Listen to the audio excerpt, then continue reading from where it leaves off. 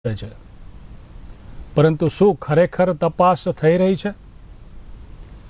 રાજકોટ અગ્નિકાંડની જો વાત કરીએ તો 25 તારીખે 25 મેના રોજ બપોર બાદ આ દુર્ઘટના ઘટી હતી અને ભીષણ આગ ટીઆરપી ઝોનમાં લાગી હતી અને ભીષણ આગની આ દુર્ઘટનાની અંદર 28 જેટલા લોકો જીવતા બળીને ખાખ થઈ ગયા હતા. કેટલાક લોકો તો એટલા વધુ અંશે બળી ગયા હતા કે એ લોકોના ડીએનએ ટેસ્ટ કરવા પણ અઘરા પડ્યા હતા. એટલા મૃતદેહો ક્ષત વિક્ષત થઈ ગયા હતા કે ન પૂછો વાત. જે લોકો નજરે જોનારા હતા એ નજરે જોનારાએ એવું પણ કહ્યું હતું કે આ જે ગેમ ઝોન હતો એમાં એન્ટ્રી અને એક્ઝિટ બંને એક જ હતા, એટલે કે આવવાનો અને જવાનો દરવાજો એક જ હતો. હવે તમે વિચાર કરી લો કે એક સાથે આટલા બધા લોકો હોય, લગભગ 100થી ઉપરાંત લોકો અંદર હોવાનું પણ સામે આવ્યું હતું. જે વખતે આ ઘટના બની એ વખતે 70થી 75 લોકોએ ટિકિટ લઈ અંદર પ્રવેશ મેળવ્યો હતો, એ પણ સામે આવ્યું હતું. અને ખાસ કરીને વાત કરવામાં આવે તો જે જગ્યાએ આગ લાગી હતી તે જગ્યાએ જ્વલનશીલ પદાર્થનો એટલે કે પેટ્રોલ અને ડીઝલનો જથ્થો પણ મોટી માત્રામાં રાખવામાં આવ્યો હતો. આ કેટલા અંશે યોગ્ય છે? ખરેખર જોવા જઈએ તો જે રીતે સરકારો નિયમ બનાવી રહી છે, જે પ્રમાણે સરકાર કાયદાઓ ઘડી રહી છે, પરંતુ શું ખરેખર આ કાયદાની આ નિયમોની અમલવારી થાય છે કે નહીં એ પણ જોવાની જવાબદારી સરકારની હોય છે. પરંતુ સરકારની નીચે જે મુકાયેલા અધિકારીઓ છે, જે લોકો તંત્રમાં બેઠા છે, એ લોકો પોતાની એસી ચેમ્બરમાં બેસી અને આરામ ફરમાવતા હોય છે અને એમના નાક નીચે આવી ઘટનાઓ બનતી હોય છે. કહેવાય છે કે આ બધી જ બાબતનો ખ્યાલ હોવા છતાં પણ ક્યાંક ને ક્યાંક આંખ મીચામણા કરી અને આવા લેભાગુ તત્વોને ગેરકાયદેસર પરમિશનો આપી દેવામાં આવતી હોય છે. આવી ઘણા બધા બનાવો, આપણે ઘણી બધી ઘટનાઓ પણ આવી જોઈ હશે. પ્રથમ દ્રષ્ટિએ જો વાત કરવામાં આવે તો રાજકોટમાં જે દુર્ઘટના બની એમાં પહેલું જ એક મોટું સત્ય સામે આવ્યું હતું કે ગેમ ઝોન પાસે ફાયર એનઓસી હતું જ નહીં. બીજા નંબરમાં ફાયર અલાર્મ સિસ્ટમ પણ ન હતી. હવે આ તમામ બાબતોને લઈને સરકારે તપાસનો દોર શરૂ કર્યો છે. બેઠકોનો દોર પણ શરૂ થયો. અલગ અલગ વિભાગના લોકોને બોલાવવામાં આવ્યા. આઈપીએસ આઈએએસ અધિકારીઓની પૂછપરછ શરૂ કરવામાં આવી.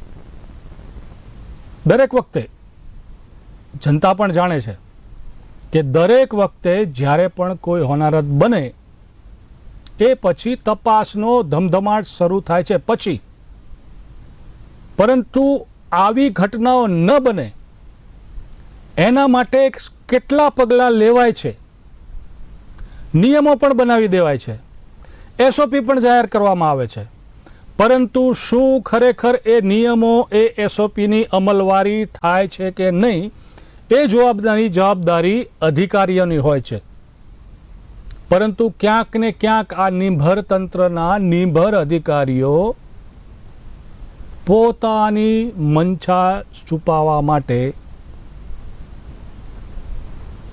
નઘરોળ બની અને આવા લેભાગુ તત્વોને ગેરકાયદેસર પરમિશન આપી દેવામાં આવતી હોય છે. દરેક વખતે આ બન્યું છે. જ્યારે પણ આ ઘટના બની ત્યારે ક્યાંક ને ક્યાંક અધિકારીઓની સંડોવણી સામે આવી છે. ખાસ કરીને જ્યારે રાજકોટની આ ઘટના બની ત્યારે એક ફોટો પ્રકાશમાં આવ્યો હતો. આ ફોટો એ જગ્યાનો હતો જ્યાં આ દુર્ઘટના બની હતી અને આ ફોટામાં 4 અધિકારીઓ દ્રશ્યમાન થયા હતા. જ્યારે આ ગેમ ઝોનનું ઓપનિંગ થયું ત્યારે આ મહાનુભાવોએ ગેમ ઝોનની મુલાકાત લીધી હતી. તો શું આ મહાનુભાવોએ આ ગેમ ઝોનની પરિસ્થિતિ જોઈ નહીં હોય? આ ગેમ ઝોનમાં નીતિ નિયમોનું કેટલા અંશે પાલન કરવામાં આવ્યું છે એ પણ એમને જોવાનું નહીં હોય, એ પણ એમને દેખાણું નહીં હોય?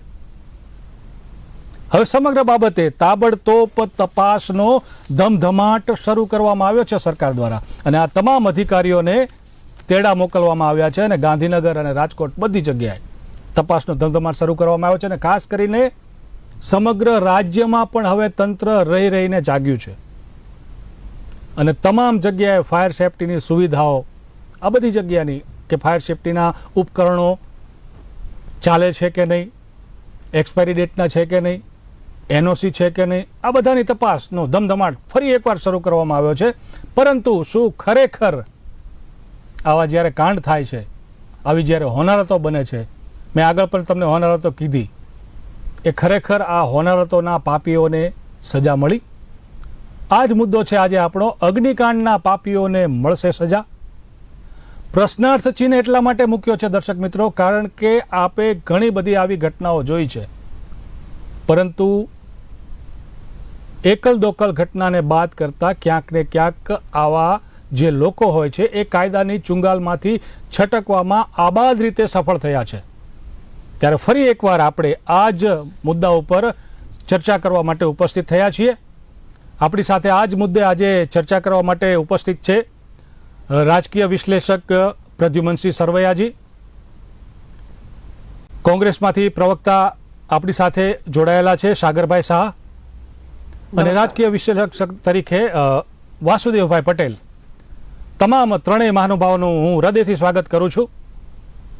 ખાસ કરીને આપણે પ્રથમ મુદ્દો જે આપણે લેવાનો છે, અગ્નિકાંડના પાપીઓને મળશે સજા. એક પ્રશ્નાર્થ ચિહ્ન મૂક્યો છે. પ્રદ્યુમનસિંહ આપને પણ કહીશ, સાગર સાહેબ આપને પણ કહીશ, અને ખાસ કરીને વાસુદેવભાઈ પટેલ આપને પણ કહીશ. આ એક પ્રશ્નાર્થ ચિહ્ન મૂક્યો છે કે ખરેખર આવા જે કાંડ થતા હોય છે, એના જે જવાબદાર લોકો હોય છે, એના જે જવાબદાર વ્યક્તિઓ હોય છે, એની ચાહે અધિકારીઓ હોય કે કોઈ પણ હોય, એ લોકોને ખરેખર સજા મળે છે? આ જ મુદ્દો છે આજો આપણો. તપાસનો ધમધમાટ ગાંધીનગરમાં અને બધી જગ્યાએ શરૂ થઈ ગયો છે. જે જૂના અધિકારીઓ હતા, જે જગ્યાએ આ ગેમ ઝોન ચાલી રહ્યું હતું, અને જે તે સમયે ગેમ ઝોનની જે મંજૂરી કહેવાય છે કે લેખિત અપાઈ હોય કે મૌખિક અપાઈ હોય, જેવી રીતે ગેમ ઝોન ચાલુ થઈ ગયું હતું, નાના ગેમ ઝોનમાંથી 2 થી 4 વર્ષમાં જ એક વિરાટ ગેમ ઝોન ઊભું કરી દેવામાં આવ્યું હતું. આખરે કોની મહેરબાનીથી આ થયું? સૌ પ્રથમ પ્રદ્યુમનસિંહ આપની પાસે આવીશ. જે રીતે ફાયરની આગની દુર્ઘટના બની અને ત્યારબાદ ફાયર સેફ્ટી વિભાગ અને રાજ્ય સરકાર અને તંત્ર જે રહીને જાગ્યું છે, શું ખરેખર રહીને જાગવાની જરૂર છે કે પ્રથમથી જ આવા બધા લોકોને, આવી બધી જે લેભાગુ તત્વો હોય છે, એ લોકોને કાબૂમાં લેવાની જરૂર છે? જાગવાની વાત કરો છો, પણ હજી સુધી આપણે જાગ્યા નથી. આ તો બધી ફોર્માલિટી છે. આ તો દુર્ઘટના થયા કરે, સરકાર એની ફોર્માલિટી જે કાંઈ છે એ કરે છે. હોમ મિનિસ્ટર દોડાદોડી કર્યા કરે છે. મૃદુ ને મક્કમ સીએમ સાહેબ એ જે કાંઈ એક્શન લેતા છે દેખાતા નથી. હવે આપણે અત્યારે હેડલાઇન જ કીધા કે અગ્નિકાંડમાં પાપીઓની સજા મળશે, જે પ્રશ્નાર્થ કર્યો છે.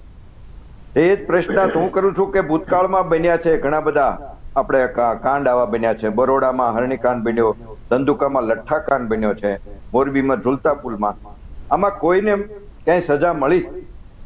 પહેલી વાત તો એ છે. પછી તક્ષશિલામાં, સુરતમાં કોઈને ક્યાંય સજા મળી? આપણે જ વિચારો.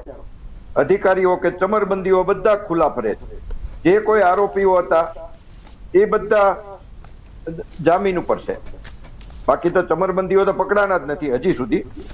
એટલે પ્રશ્નો ઘણા બધા થાય છે. હવે આપણે રાજકોટની મેટરની વાત કરીએ તો સૌથી પહેલા તો આ હતો પ્લોટ જ રહેણાંકી વિસ્તાર, રેસિડેન્ટ. હવે એમાં કમર્શિયલ મંજૂરી કઈ રીતે મળી, એ જ મોટી વાત. આપણે એકવાર વેપાર ચાલુ કરીએ તો એની ફાઇલ મૂકીએ, તેમાં કેટલા ડિપાર્ટમેન્ટની એમાં મંજૂરી હોય છે સમજી લે. આ ફાઇલમાં બધા લગભગ ડિપાર્ટમેન્ટની નોટિંગ છે કે એનઓસી છે. પહેલા તો રેસિડેન્ટ પ્લોટ છે, એનો કોઈ વાંધો વચકો કોઈ લીધો જ નથી કે કોમર્શિયલ છે કે નહીં. પછી 1 મહિનાની પરમિશન ને 1 વર્ષની પરમિશન ને એ બધી આખી લાલિયાવાડી ચાલુ થઈ હતી. હવે આમાં આરએનબી ની પરમિશન હોય, ફાયરની હોય, ટીપીઓ ટાઉન પ્લાનિંગ ઓફિસરની હોય, સ્ટેન્ડિંગ કમિટીની હોય છે, મ્યુનિસિપલ કમિશનર, પોલીસ ઇન્સ્પેક્ટર.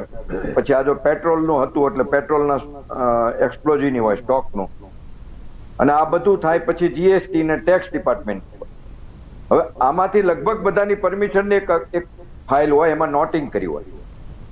હવે આમાં કેટલા અધિકારી નોટિંગ કર્યા છે, એનઓસી આપ્યા છે, એના ઉપરથી જ ખ્યાલ આવી જાય કે કેટલી લાલિયાવાડી થઈ છે.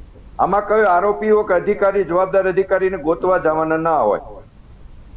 જ્યારે પરમિશન આપી અને ત્યાર પછીનો કન્ટિન્યુ જે સમય જેને ચાલવા દીધા એ અધિકારીઓ જવાબદાર છે. હવે આપણે આમાં બે અધિકારી મુખ્ય સમજો કે ટાઉન પ્લાનિંગ ઓફિસર સાગઠિયા એવું કઈ નામ છે, જી પછી ફાયર ઓફિસર, એમને સસ્પેન્ડ કર્યા છે. તમે એને આરોપી ગણો છો એટલે આમાં કસૂરવાર ગણો છો આમાં કોર્ટમાં, તો પછી એને 120B34 હેઠળ કેમ અંદર સહાય ષડયંત્રમાં ભાગીદારમાં નથી ગણતા? એના આરોપીમાં એનું નામ કેમ નથી? એટલે આ બધી લાલિયાવાડી છે. આપણે આરોપીમાં જે બધાને થઈ છે ફરિયાદો એ તો 10 વર્ષની સજા અને એવી બધી સામાન્ય બધી વાત છે. આમાં નથી કોઈ મેઇન ઓફિસરો આરોપીમાં, ખાલી બદલી થઈ છે. અને આઈપીએસ નહીં તો બધા આપણે ખાલી ઉજળા આરતી કરવા માટે છે. આઈપીએસ ઓફિસરોની કોઈ જવાબદારી જ નથી આમાં. આમાં મુખ્ય તો તંત્ર ઈ ચલાવે છે. અને આ મેન તો જે આપણે સાગઠિયા જોઈએ છીએ 10 વર્ષથી એક જ જગ્યાએ સર્વિસ, જી તો એનું કારણ શું? એને અત્યાર સુધી પરમિશન આવી બધી ઘણી આપી છે, તો એની પણ તપાસ થવી જોઈએ. એના ગોડફાધર કોણ છે? 10 વર્ષ શું કામ હતા અહીંયા? એ જ રીતના ફાયર ઓફિસરની થવી જોઈએ. એટલે આ બધું સરકારે જો કરવું હોય તો, બાકી તો અહીંયા બધી ખાલી દોડાદોડી ઘડીક તપાસની વાતો છે. અને કદાચ આપણે એમ થાય કે હોમ મિનિસ્ટર થી દોડે છે કઈક તપાસ માટે, મદદરૂપ થવા માટે, પણ આપણને એમ થાય છે કે ગુનેગારની તરફેણ કરવા સરકાર દોડે છે કે ન્યાય આપવા માટે, એ જ નક્કી નથી થતું. હાજી જી, જેવી રીતે વાત કરવામાં આવે તો ખાસ ફરી એક વખત આપની પાસે આવીશ સાગરભાઈ. ટીઆરપી ગેમ ઝોનની જ્યારે ઓપનિંગ થયું ત્યારે 4 મહાનુભાવોએ ટીઆરપી ગેમ ઝોનની શુભેચ્છા મુલાકાત લીધી હતી. કહેવાય છે કે કદાચ રિબિન પણ કાપી હોય, પરંતુ જે રીતે એક ફોટો પ્રકાશિત થયો હતો, આ ફોટાએ ખરેખર એક ખળભળી પણ મચાવી નાખી હતી. તો ખરેખર જે વાત કરવામાં આવે તો જે સીટની રચના કરવામાં આવી છે, એસઆઈટીની રચના કરવામાં આવી છે, એ આ જે 4 અધિકારીઓ છે, તાત્કાલિન કલેક્ટર અરુણ મહેશ બાબુ, તાત્કાલિન ડીસીપી ઝોન 1 પ્રવીણ મીના, તાત્કાલિન એસપી બલરામ મીણા અને તાત્કાલિક મનપા કમિશનર અમિત અરોરા, આ 4 જણાને હવે એસઆઈટીનું તેડું ગયું છે અને આ લોકોની પૂછપરછ કરવામાં આવી છે. તો 4 વર્ષ જે પહેલા આ લોકો ત્યાં ગયા હતા, તો ખરેખર શું એક અધિકારી છે, એ અધિકારીને એટલી તો ખબર પડે. આપણે કોઈ પણ વ્યક્તિ હોય, સામાન્ય વ્યક્તિ હોય, એ પણ જ્યારે આવું અમુક જગ્યાએ જતો હોય છે ત્યારે એને એટલી તો ખબર પડતી હોય છે કે આ જગ્યાએ એની સુરક્ષાના જે કહેવાય છે કે સાધનો છે કે નથી, ઘણી બધી ખબર પડતી હોય છે. ત્યારે આ તો મોટા અધિકારીઓ, એ લોકોની નજરમાં તો આ વસ્તુ તરત આવી જાય છે. તો કઈ એવી રહેમ નજર હશે આ લોકોની કે 4 વર્ષ સુધી ગેમ ઝોન ચાલ્યો અને આ હોનારત ઘટી, અને કહેવાય છે કે આગ લાગ્યા પછી હવે કૂવો ખોદાણો. આ કેટલા અંશે યોગ્ય સાગરભાઈ? આગ લાગ્યા પછી પણ કૂવો નથી ખોદતા આ લોકો. તમે જુઓ, અત્યારે તો ભાજપના પ્રવક્તા કેમ નથી આવતા? આટલી મોટી ઘટના બની છે તો જવાબદારી અને જવાબ આપવાનો અધિકાર અને ફરજ તો એમની છે. જી, અને આજે નથી આવે એટલે હું બોલીશ તો મને કોઈ નહીં અટકાવે. મને ખબર છે કે વાસુદેવભાઈ અને પ્રદ્યુમનભાઈ તો વચ્ચે નહીં બોલે, પરંતુ જો હું બોલવાની શરૂઆત કરું તો ભારતીય જનતા પાર્ટીના પ્રવક્તાઓ અને નેતાઓ તો એટલા બેશરમ હોય છે કે આવી ઘટનામાં પણ જો આપણે બોલવા જઈએ તો આપણને બોલવા ના દે, ડિબેટ ના કરવા દે.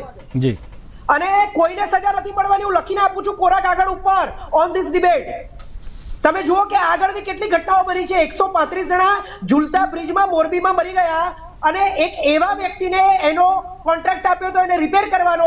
135 વર્ષ જૂનો બ્રિજ હતો, એને રિપેર કર્યો, 8 મહિના સુધી બંધ રાખ્યો અને 6 દિવસમાં તૂટી પડ્યો. એ વોલ ક્લોક બનાવવા વાળી કંપની, એ માણસને સજા થઈ અને જામીન મળી ગયા છે. બરાબર છે.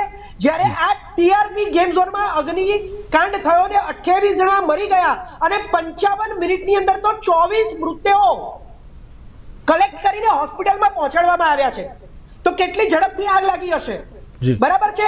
આ તક્ષશિલા કાંડની અંદર જે વિક્ટીમ હતા, જે લોકોના ભૂલકાઓ 5 માળ ઉપરથી કૂદીને પડીને મરી ગયા, એ લોકોએ બાઇટ્સ આપ્યા છે.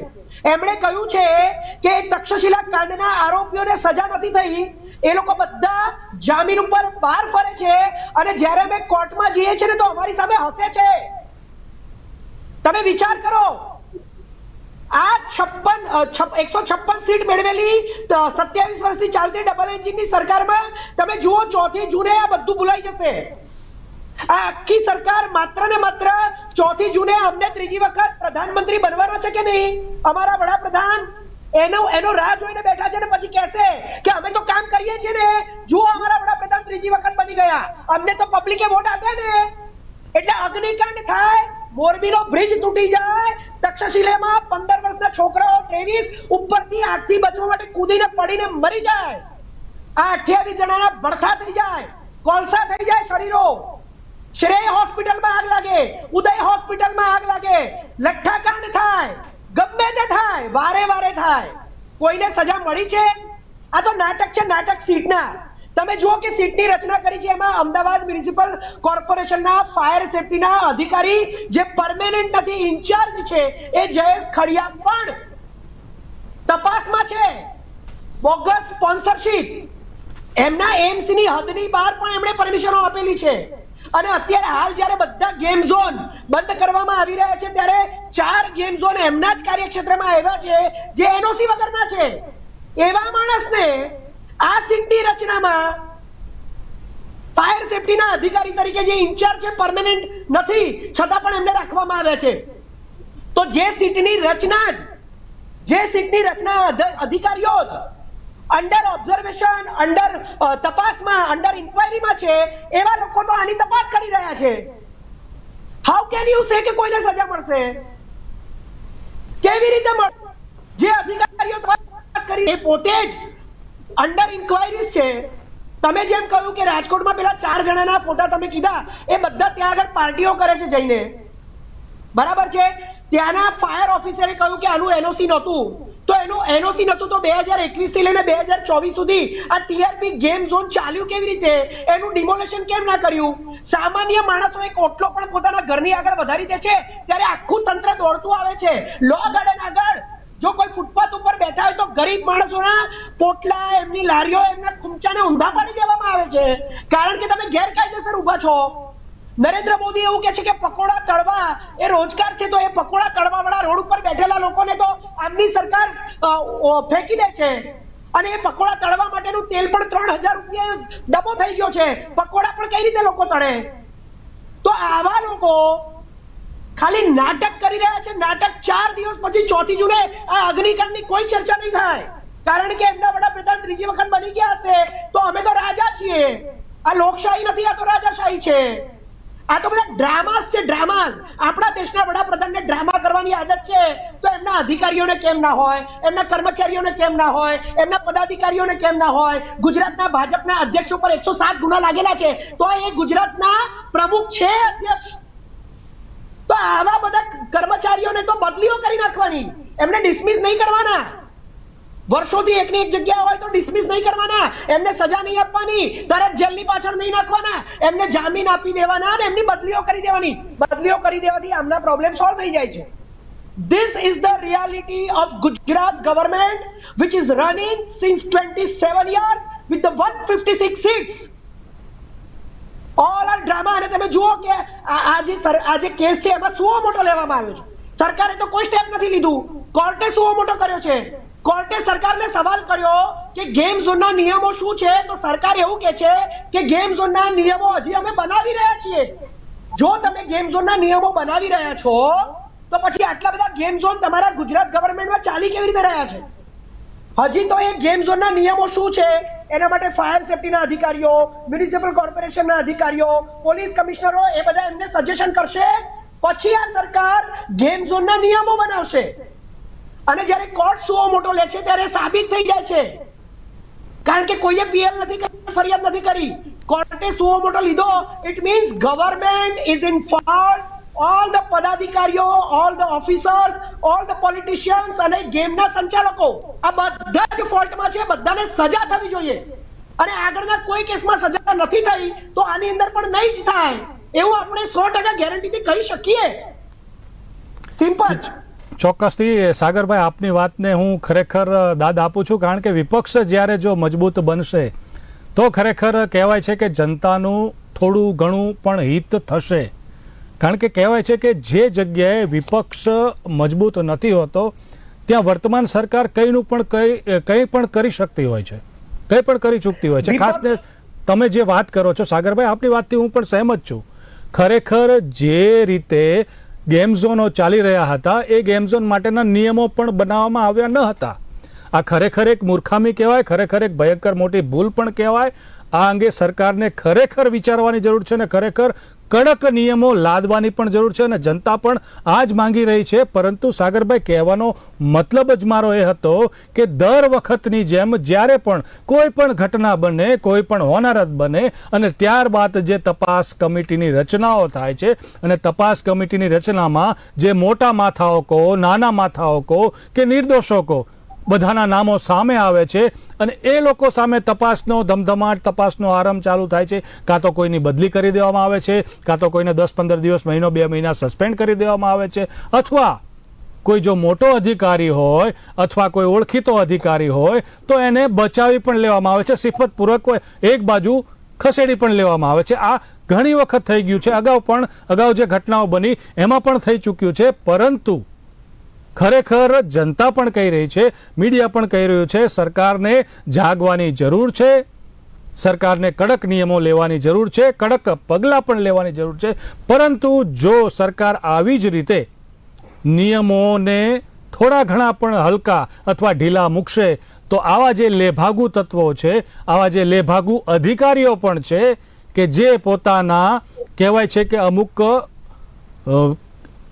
શબ્દો તો પણ નથી મારી પાસે, પરંતુ જે અમુક સંતોષવા માટે, પોતાની પૂર્તિ સંતોષવા માટે જે આવા લોકોને પરમિશન આપી દેતા હોય છે, આંખ આડા કાન કરતા હોય છે, ઢાંક પીછોડો કરતા હોય છે, ખરેખર આવા અધિકારીઓ સામે કડક પગલાં લેવાની જરૂર છે. આપની વાત સાગરભાઈ 100% સાચી છે. વાસુદેવભાઈ, આપની પાસે આવી છે, ખરેખર જ્યારે કોઈ પણ હોનારત સર્જાય છે એ પહેલાં પગલાં નથી લેવાતા. કોઈ પણ ઘટના સર્જાયા બાદ જ ઘોડા છૂટ્યા પછી તબેલાને તાળા વાગ્યા એવી રીતેની તપાસનો આરંભ થાય છે. શું કહેશો આપ આ વિશે? આ ઘટનાને સમજતા પહેલા વ્યવસ્થાઓ સમજવાની જરૂર છે. હમણાં તમે કીધું કે જવાબદારી જે કંઈ કાનૂન બને છે, એના ઉપર નિયમો બને છે, નિયમો થાય છે, એનું પાલન કરાવવાની જવાબદારી કોની? તો જે તે અધિકારી કર્મચારીની જવાબદારી છે એવું કહેવાય છે. પણ આ કર્મચારી અધિકારી જે છે એની પાસે 3 પાવર છે, એની પાસે સત્તાઓ છે. શું સત્તા છે? પહેલી સત્તા છે એ વહેલું મોડું કરી શકે. કોઈ પણ તમે જોજો, કોઈ પણ કચેરીમાં તમે જશો તો વહેલું મોડું થશે એમાં તમે ફરિયાદ નહીં કરી શકો, તો તેના માટે કશું થશે. બીજું, એ ડિસ્ક્રિમિનેશન કરી શકે, ભેદભાવ કરી શકે, તમને પરમિશન આપે ને સાગરને ના આપે, આવું બની શકે. અને એવું કરે તો એને માટે કોઈ ગુનો બનતો નથી. અને ત્રીજું જે સત્તા એને મળે છે એ ડિસ્ક્રિશનરી સત્તા મળે છે, એને મનમાની સત્તા કહેવાય. એ મનમાની ગમે તે કરે તો પણ એને સજા થાય નહીં. એટલે જેને અમલ કરાવવાનો છે એની પાસે સત્તાઓ છે, કાયદા પ્રમાણે અમલ કરાવવા માટે એ બંધાયેલો નથી. એનો અર્થ કે આપણી વ્યવસ્થાઓ છે એ જવાબદેહી નથી. એને કારણે કોઈ પણ અધિકારી કર્મચારી જવાબદારીનું વહન કરતું નથી અને કાયદાનું પાલન થતું નથી. એનું કારણ આપણી વ્યવસ્થાઓ છે. આ વ્યવસ્થાઓમાં તકલીફ ક્યાં છે કે તમે હમણાં કીધું ને કે નિયમો બરાબર બનાવવા જોઈએ, નિયમો પછી વિનિયમો આવે છે. નિયમ છે ને એ સરકાર ઘડે અને એની પર જે વિનિયમ આવે એ જે તે તંત્ર ઘડતું હોય છે. એટલે ખરેખર તો શું હોવું જોઈએ કે આપણને આ દેશમાં અધિકારીઓ સાહેબોની જરૂર નથી. આ દેશમાં આપણને અમલ કરાવનાર એજન્સીની જરૂર છે. તો જે વિધાનસભા ફક્ત કાયદો જ બનાવે છે એ વિધાનસભા સાથે ને સાથે નિયમો પણ ઘડી નાખે, વિનિયમો પણ ઘડી નાખે અને આ વિનિયમોનો અમલ જે છે એ જે તે ફિલ્ડમાં જ્યાં એ વસ્તુ લાગુ પડતી હોય ત્યાં નિયમોનું એને ખાલી અમલ કરાવવાનો છે. આજે શું થાય છે કે ફક્ત અમલ નથી કરાવતા, બનાવે પણ છે અને બનાવ્યા પછી અમલ કરાવવો કે ના કરવો એ જાતે નક્કી કરે છે. એટલે અત્યારે જે વ્યવસ્થાની જે ખામી છે, એટલે આપણા દેશમાં શાસન વ્યવસ્થા છે એ પાવર આધારિત છે, સત્તા આધારિત છે. એટલે કલેક્ટરને સત્તા, મામલતદારને સત્તા છે ને જે સત્તાવાળા માણસો છે, કાનૂન ઘડવા વાળા, નિયમો ઘડવા વાળા, વિનિયમો ઘડવા, એ બધા સચિવાલય ગાંધીનગરમાં આવી જાય. તાલુકે કોણ હોય, જિલ્લે કોણ હોય કે જે સેવકો હોય અને પ્રજા આવે તો બોલો સાહેબ તમારું શું કામ છે? સાહેબ સામેથી એ કે ક્યારે કે ભાઈ પાવર ના હોય તો કે એની માથે જવાબદારીઓ જ ફક્ત હોય કે એને તો જે વિનિયમો ઘડીને આવ્યા છે એનો અમલ કરાવવાનો છે. એમાં લખેલું હોય કે એમાં એકમાં હા પાડે ના પાડે હા પાડે ના પાડે એ પ્રમાણે કોલમ ભરે અને બધા કોલમ ફિટ થઈ જાય તો પરમિશન આપી દે, ના આપે તો ના આપે. માની લો કે એના ક્ષેત્રમાં કોઈને એને પરમિશન આપવાની છે અથવા તો એના ક્ષેત્રમાં કઈ વધુ કઈ બની રહ્યું છે, એ પણ એના ક્ષેત્રમાં તો એને રાખવું જ પડે ને તપાસ. એટલે એ પણ એટલે આ બધા માટે જેમ આઈપીસી માં ગુના અને એની સજાઓ જે નક્કી થાય છે એવી રીતે જવાબદારીનું વહન બરાબર એ ન કરે તો એની માથે 6 મહિનાની સજા, 2 વર્ષની સજા, 10 વર્ષની સજા, આ બધા પ્રાવધાન હોય ને લેખિત વહીવટી કાયદો હોય. અત્યારે તો જે આપણું વહીવટી તંત્ર છે એ વાદ પ્રતિવાદ તંત્ર છે. એટલે તમે તલાટીને કહો આડો અવડો થાય તો મામલતદારને કહેવું પડે, મામલતદારને કીધું કલેક્ટરને, કલેક્ટર વર્ટિકલ વ્યવસ્થા કહેવાય. વાદ પ્રતિવાદ તંત્ર એટલે પાવરનું શાસન કહેવાય. અને એમાં ભ્રષ્ટાચાર થાય ને થાય જ. અને જેટલી જેની હિંમત એટલું ભ્રષ્ટાચાર કરે. આ સાગઠિયા બાગઠિયાની જે વાતો ચાલે છે ને ત્યાં ફાર્મ ને બામ ને બધું છે, એને પ્રમોશન ને લાયક નતો ને ત્યાં સુધી એને ચાર્જ આપ્યો, પ્રમોશન ને લાયક થયો એટલે તરત પ્રમોશન આપ્યું. આવા સમાચાર છે. એટલે અહીંયા એને બેસાડી રાખ્યો. શું કરવા કે સાંઠગાંઠમાં પહેલેથી વહીવટ સારી રીતે કરી શકતો હોય. તો બીજું તો કઈ કરવાનું હતું જ નથી, કારણ કે ખાનાપૂર્તિ હોય છે. એટલે કુલ મળીને આપણા દેશની જે વ્યવસ્થાઓ છે એ વ્યવસ્થાઓ પાવર આધારિત છે. જ્યાં સુધી બંધારણ બન્યું ને ત્યારે પણ આની ચર્ચાઓ થઈ હતી કે તમે પાવર આપી દેશો તો ભ્રષ્ટાચાર થશે, દુરુપયોગ થશે. પણ એ વખતના જે બંધારણ કરતા હતા બિચારા સજ્જન માણસો હતા, દેશની આઝાદી માટે લડ્યા હતા. એટલે એમ કે હાથ હમણાં મજબૂત રાખીશું તો જલ્દી દેશનું કલ્યાણ થશે, જલ્દી દેશ બેઠો થશે. એના બદલે આજે દેશમાં ગુંડાઓ, માફિયાઓ અને સરકારમાં જુઓ, સરકારી તંત્રમાં જુઓ, એની સાથે કામ કરતા ધનપતિઓ જુઓ, એની સાથે કામ કરતા માફિયાઓ જુઓ, બધા એક જ ક્વોલિટીના લોકો છે કે ગમે તે મરે, ગમે તે હળગી જાય, ગમે ત્યાં તૂટી જાય, ગમે તે એક્સિડન્ટ થાય, મને મારું મળવું જોઈએ. સાહેબ, બનાવટી દવાના આખી ઇન્ડસ્ટ્રી ચાલે. તમે કલ્પના તો કરો. તમે હમણાં આજે જે આપણી બોન્ડ, ચુનાવી બોન્ડમાં જેને નાણાં આપ્યા છે બનાવટી દવા વાળા, દવાની ક્વોલિટી મેન્ટેન નથી થતી એવા દવા વાળા એને દવાઓ બનાવી વેચી લોકોએ ખાધી, એને બોન્ડમાં પૈસા આપી દીધા, એ તો છૂટી ગયો. એટલે આપણી જે વ્યવસ્થાઓ છે એ વ્યવસ્થામાં જ્યાં સુધી બદલ નહીં થાય, ત્યાં સુધી એમની ઉપર જવાબદેહી ઠોકી બેસાડવામાં નહીં આવે, ત્યાં સુધી એ જવાબદારી પૂર્વક વર્તે એવી અપેક્ષા રાખવી મને એવું લાગે છે કે ભારતના નાગરિકોની આ મૂર્ખતા છે. વધુ પડતું એમનું સાલસપણું છે. એમને આ વસ્તુને આગળ કરીને આમાં બદલ કરાવવાની જરૂર છે. અને જો બદલ થઈ જાય ને તો ભ્રષ્ટાચાર 1 મિનિટમાં બંધ થઈ જાય. ભ્રષ્ટાચાર થવાનું કારણ પાવર છે. અને જે દિવસે પાવર ના હોય ને સજાઓ થવાની ચાલુ થાય એટલે લોકોનું કામ અટકાવી નાખે, કારણ કે એની પાસે મોડું કરવાનું, ભેદભાવ કરવાનું અને મનમાની કરવાનો પાવર જ ના હોય. આવ્યું નથી કે એના પ્રમાણે સમય મર્યાદામાં જોઈને હા કહીને ના કહીને વાત પૂરી કરી દેવી પડે. એને ના કરે તો સજા થાય. આ જ્યાં સુધી વિનિયમો આધારિત વ્યવસ્થાઓ એમના હાથમાં નહીં આપવામાં આવે ત્યાં સુધી આમ કહેવાય છે કે આપણે ત્યાં વિધાયિકા જુદી છે ને કાર્યપાલિકા જુદી છે. અલા ભાઈ, વિધાયિકામાં જેની પાસે બહુમતી છે એ જ કાયદો પસાર કરે છે, જેની પાસે એ જ માણસ છે વડાપ્રધાન બને છે, મુખ્યમંત્રી બને છે. આમાં છે ક્યાં થાંભલો જ એક છે. 2 થાંભલા કરવા હોય તો પાવર 4 પાવર, બંધારણમાં સુધારો, કાયદો, નિયમો ને વિનિયમો છે એ વિધાનસભા લોકસભાને આપી દો અને આ કાલી લોકો અમલ કરાવે, જેને કાર્યપાલિકા કહેવાય, એનું અમલ કરાવવાનું કામ છે. ફક્ત અમલ કરાવવાનું જ કામ આપો ને તો 2 થાંભલા જુદા થાય, એના માણસો જુદા ચૂંટવા પડે. એવી રીતે ન્યાય તંત્ર છે, ન્યાયપાલિકા નથી. ન્યાયમાં કોઈ ચૂંટાયેલો પ્રતિનિધિ હોતો નથી. ન્યાયની પણ એક સરકાર બનવી જોઈએ. એની નિમણૂકો, એના પગારો, એના પ્રમોશન, આ બધું જ છે એ તંત્ર કરે. શું કરવા ને કાર્યપાલિકા વાળો એનું તંત્ર આખું ચલાવે તો એના આધારે જ ટકવાનો છે. એટલે તમે કોર્ટના જજમેન્ટ પણ જે આવી રહ્યા છે એ પણ વિવાદાસ્પદ આવે છે. એક બેન્ચ જે જજમેન્ટ આપે, બીજી બેન્ચ અને નક્કી વકીલો, અમે તો આલમમાં જઈએ છીએ, એડવોકેટ છીએ, એટલે તો એ આલમમાં જે ચર્ચા થાય કે આ બેન્ચ છે આમાં આપણે જઈશું, બરાબર, તો આપણું બરાબર નહીં થાય એટલે હમણાં રાહ જુઓ, સારા જજોની બેન્ચ આવશે એટલે આપણે કેસ મૂકીશું. આ હાલત જે તંત્રની છે એનું એકમાત્ર કારણ પાવરથી સંબંધિત છે. જજને પર વર્ડિક આપતા પાવર છે. ખોટો વર્ડિક આપે તો પણ એને સજા ના થાય, તમે ઉપલી કોર્ટમાં જઈ શકો. એટલે આ જે વ્યવસ્થા છે એ વ્યવસ્થા ન બદલાય ને ત્યાં સુધી મને લાગે છે કે ન ભ્રષ્ટાચાર ને ભ્રષ્ટાચાર બંધ ના થાય ત્યાં સુધી આ બધું થવાનું છે. અને આ ખરેખર તો બંધારણીય વ્યવસ્થા છે. પાવર આપો એનો અર્થ જ એવો થાય કે મનમાની કરી શકે. પાવર નો અર્થ જ એવો થાય ને. એને કોઈ બંધારણમાં કશું વાંચવા જવાની જરૂર ના હોય, એને પાવર કહેવાય. એટલે આ વ્યવસ્થા છે એ ન બદલાય ને ત્યાં સુધી આ નાટકો જ થવાના છે. કોઈને સજા ક્યાંક આમાં શું છે કે જેની પાસે કોઈ સાધન ના હોય અથવા તો એ લાંચ ન આપી શકે અથવા તો સાહેબોને મેનેજ ના કરી શકે, આવું બધું થાય એને સજા થવાની એટલે દેખાય કોઈને સજા થાય છે એવું. પણ તાકતવર માણસ છે એ વધારે મોટી લાંચ આપીને છૂટી જવાનો છે.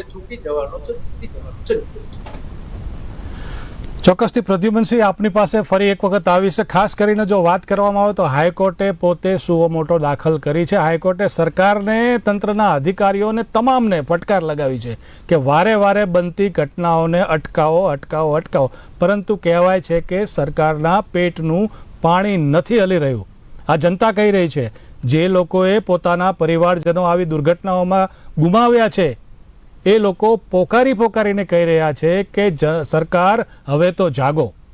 જે રીતે આપણે રાજકોટની ઘટના ઉપર ફરી પાછા આવીએ તો સપ્ટેમ્બર 2023માં પણ આ જ જગ્યાએ આગની દુર્ઘટના બની હતી.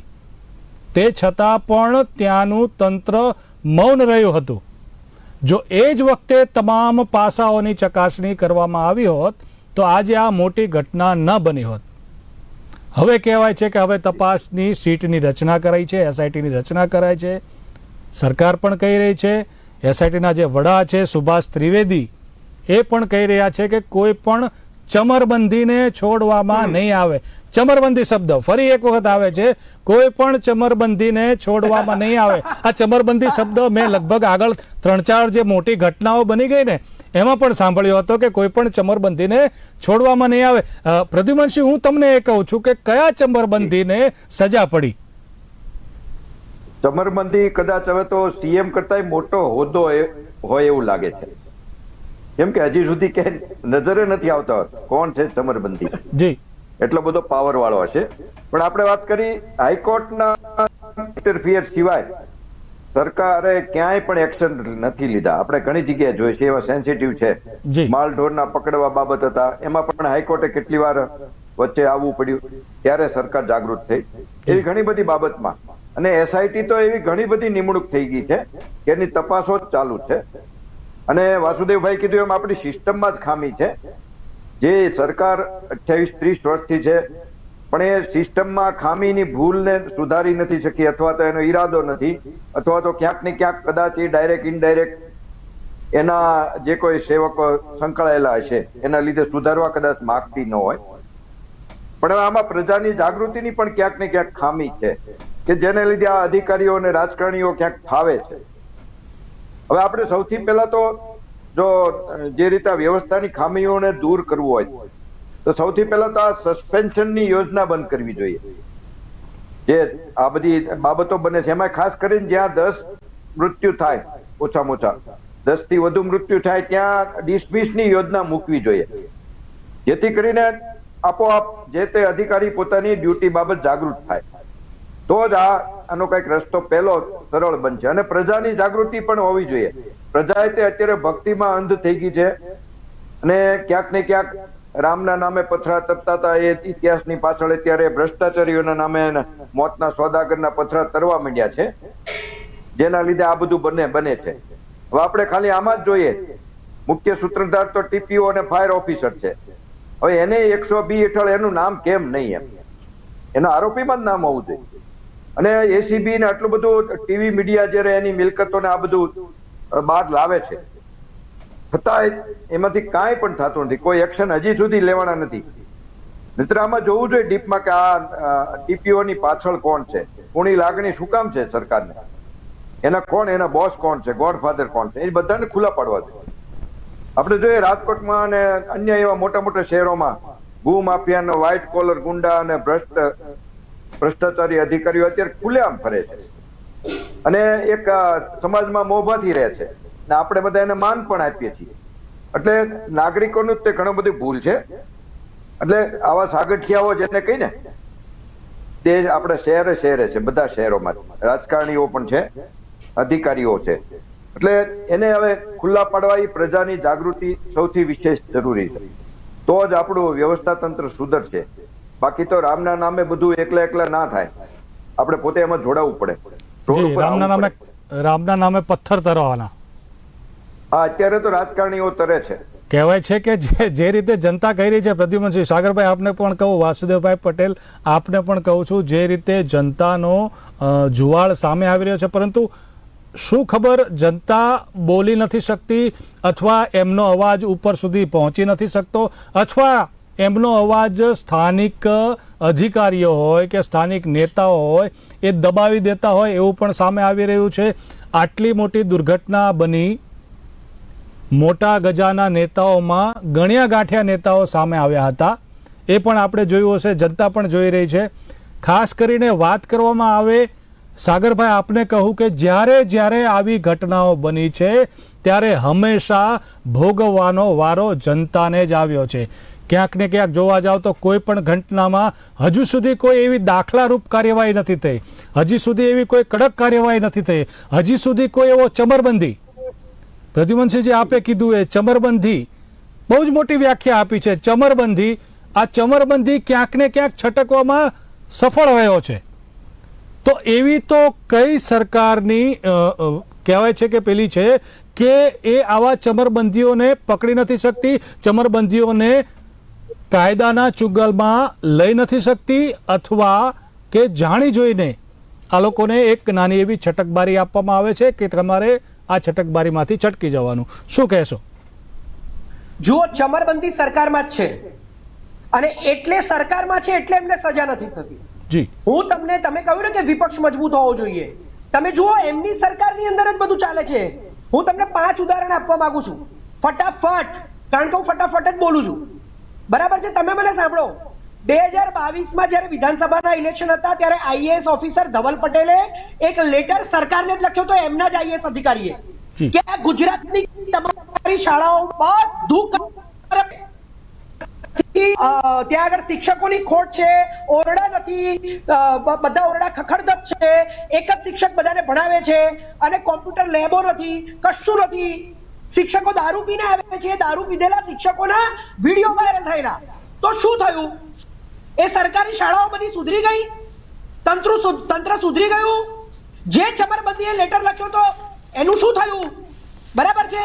ચલો, ડમીકાંડની અંદર ભાવનગરમાં જ્યારે તપાસ ચાલતી હતી, જે પોલીસ ઇન્સ્પેક્ટર તપાસ કરતા હતા એ પોતે જ ઇન્ક્વાયરીમાં હતા. બરાબર છે?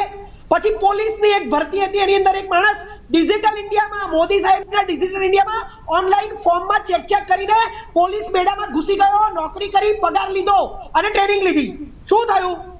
હમણાં જ મોડાસાની અંદર કે ત્યાં ખબર પડી કે એક સરકારી સિંચાઈની આખી ઓફિસ નકલી ટોલ નાકા, પેલા કિરણ પટેલ નકલી અધિકારી કાશ્મીરમાં જઈને ફરી આવ્યા 6 મહિના.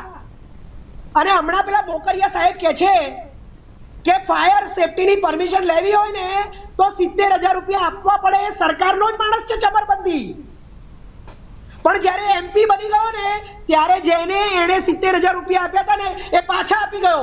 અને એક રિપોર્ટર જ્યારે આ વાતની ખરાઈ કરવા માટે એ મોકરિયા પાસે જાય છે તો એ મોકરિયા હવે પબ્લિકની સામે કરપ્શનની વાત સાચી કરવાને બદલે રિપોર્ટરને લાફો મારીને કાઢી મૂકે છે. હે ને?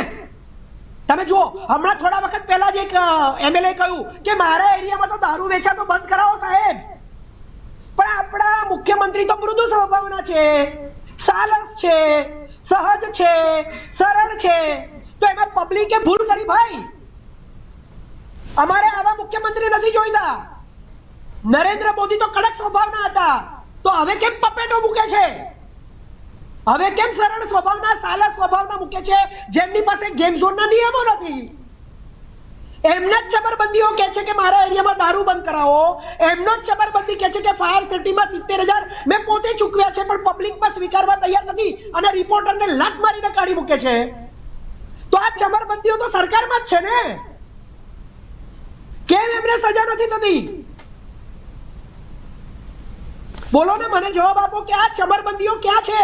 આ ચમરબંધીઓ સરકારમાં જ છે, પણ એમને સજા નહીં થાય કારણ કે ચમરબંધીઓ છે. તમે જો, આજ રાજકોટ છે ને, જેની અંદર આ કેબિનેટ મંત્રી રૂપાલાએ બકવાસ કર્યો અને આખા રાજપૂત સમાજ અને ક્ષત્રિય સમાજનું અપમાન કર્યું, છતાં દેશના વડાપ્રધાને પોતાની જીદ, પોતાનો અહંકાર, પોતાનું અભિમાન રાખીને એ માણસને ના કાઢ્યો. આખા સમાજને નફરત પેદા કરી, હિન્દુ મુસલમાનની નફરત પેદા કરી, હિન્દુ હિન્દુમાં નફરત પેદા કરી, પટેલોમાં નફરત પેદા કરી, જાતિવાદ કર્યો.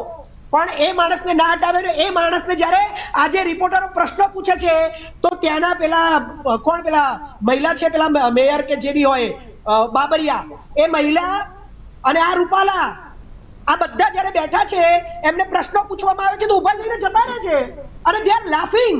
પેલા રમેશ ટીલાલા હજી તો અહીંયા આગ હજી ઓલવાઈ નથી અને મીડિયા જયારે એમને પ્રશ્નો પૂછે છે તો એ રમેશ ટીલાલા ચમરબંધી હસીને વાતો કરે છે. તો આ બધા ચમરબંધીઓ સરકારમાં જ છે. All are corrupted. તમે જુઓ કે પેલા બ્રિજભૂષણ શરણસિંહને ટિકિટ ના આપી, તેના ભાઈને ટિકિટ આપી આ નરેન્દ્ર મોદીએ, દેશના વડાપ્રધાને. અને આજે એ બ્રિજભૂષણના ભાઈના જે એની ટેક્સી કે એનું જે વ્હીકલ હતું એમાં 2 જણા અથડાઈને મરી ગયા. તો શું એને સસ્પેન્ડ કર્યો? એની ટિકિટ રદ કરી? એને કોઈ સજા થશે? આ ચમરબંધીઓ ભારતીય જનતા પાર્ટીમાં જ છે. બધા બળાત્કારીઓ, બધા રેપિસ્ટો, બધા ભ્રષ્ટાચારીઓ, બધા લાફા મારનારા, જવાબ નહીં આપનારા, આવી દુઃખદ ઘટનાઓ પર હસનારા ચામડીવાળા ચમરબંધીઓ ભારતીયમાં છે. એમને કોઈ સજા નહીં થાય. ચોક્કસથી આપની વાતને પણ હું દાદ આપું છું, કારણ કે વિપક્ષ કહેવાય છે કે વિપક્ષ જેટલો મજબૂત હશે એટલી જ પ્રજાની સુરક્ષા પણ મજબૂત થશે. ખાસ કરીને ફરીથી વાસુદેવભાઈ આપની પાસે આવું છું. ખરેખર જ્યારે આવી ઘટનાઓ ઘટતી હોય છે ત્યારે સરવાળે તપાસના નામે મીંડું હોય છે અને ભોગવવાનું પણ જનતાએ જ આવતું હોય છે. સરકાર નિયમો પણ જાહેર કરે છે, નવી એસઓપીઓ પણ જાહેર કરી દે છે, પરંતુ ખરેખર શું એ જે નીચેના અધિકારીઓ હોય છે તે ખરેખર આ નિયમો અને આદેશો પાળે છે કે પછી ઘોળીને પી જાય છે? જવાબ તો આપણી સામે હાજર જ છે. કંઈક ને કંઈક ઘટનાઓ તો બનતી જ રહે છે. તો ખરેખર કેવા નિયમો બનાવવા પડે, કેવા કડક નિયમો કરવા પડે તો આ અધિકારીઓ અને આવા જે લેભાકુ તત્વો છે એ ખરેખર જનતાને શાંતિથી અને સુખેથી જીવવા દે? વાસુદેવભાઈ, આપણા દેશનું જે બંધારણ બન્યું છે ને એ ખૂબ સરસ બંધારણ છે. એમાં જે વ્યવસ્થાઓ ઘડી છે એ વ્યવસ્થાઓ તો સારી છે, પણ એમાં ખામી શું છે? એમાં ખામી એ છે કે એ વ્યવસ્થાનો જે અમલ કરાવવાનો હોય ને એ અમલ કરાવવાની કોઈ વ્યવસ્થા રાખી નથી.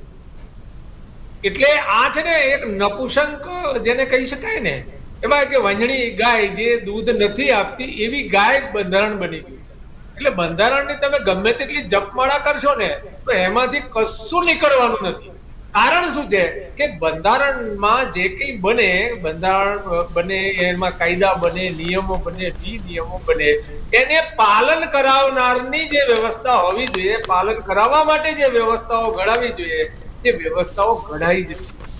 જે દિવસે આ દેશના બંધારણમાં 2 સુધારા થશે અને એની જે વ્યવસ્થાઓ છે, એટલે પાવર વાળા પાસે પાવર જતો રહે, એને વિધાયિકા કહો કે તમે કાયદા બનાવવા વાળા કહો, અને જેને અમલ કરાવવાનો છે એની પાસે ખાલી વિનિયમો જ આવે, એને એ પ્રમાણે અમલ ન કરાવે તો એના સાવધાન એના આવે. એટલે એને છે ને વહીવટી કાયદો છે ને આપણે ત્યાં એ કાયદો છે વાદ પ્રતિવાદ વાળો છે.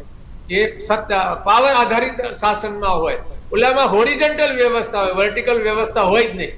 એટલે લિનિયરલી ચાલે. એટલે કુલ મળીને બંધારણમાં જે દિવસે બંધારણનું પાલન કરાવવાની જે વ્યવસ્થાઓ છે, જેને પાલન કરાવવાનું છે, એવા અધિકારીઓએ, એવા કર્મચારીઓએ જે નિયમ પાડવાના થાય, નિયમ ન પાડે, જેમ આઈપીસી નો ભંગ આપણે કરીએ તો કેમ આપણને કોર્ટ સજા કરે છે કે ભાઈ 120 બી લાગી હોય તો જન્મ ટીપ થાય, બરાબર? કાવતરામાં તમારી સંડોવણી હોય તો ના 10 વર્ષ થાય ને 2 વર્ષ થાય ને.